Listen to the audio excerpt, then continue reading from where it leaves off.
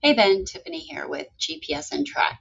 Here is that device tracker that we are looking at that runs off of its own 5-year battery life. It's fairly small, as you can see, it fits in the palm of my hand, and then it does have two holes on each side.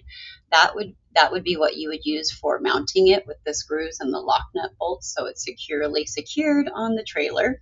Here is my platform.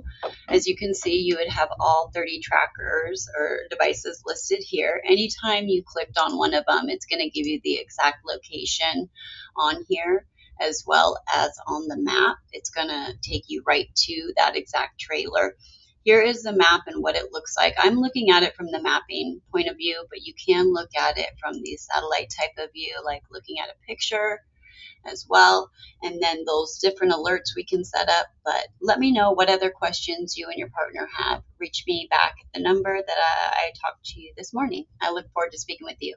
Thanks. The best way to get a hold of me is going to be my direct line. That number is 480 659 9229, or you can respond back to my email.